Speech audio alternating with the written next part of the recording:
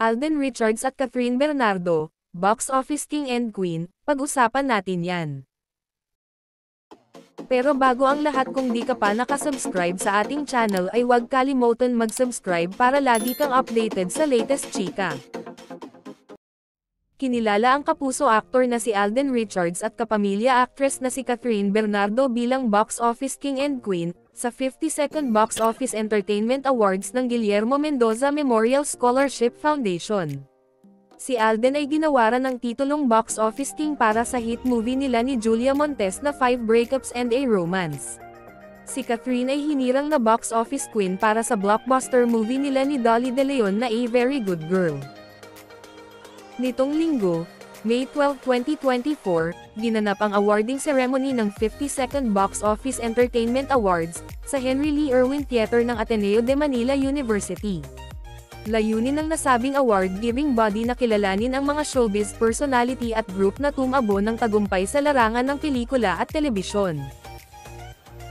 Sa awarding ceremony ay parehong present sina Catherine at Alden para personal na tanggapin ang kani-kanilang tropeyo.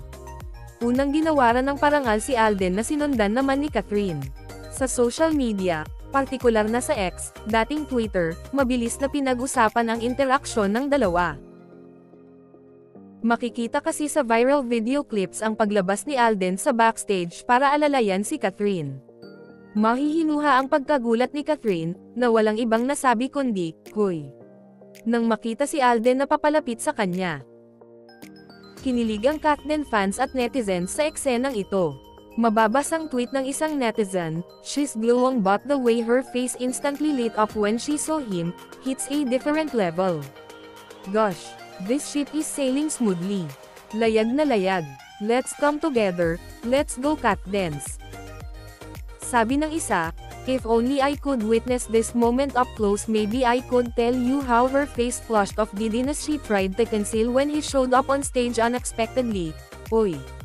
Or huy, "That's it." Equally smitten. Saad pa ng isa, "No, but the way Kat said, 'Hoy,' when she saw Alden was walking towards her ready to help her walk down the stage, love these besties so much."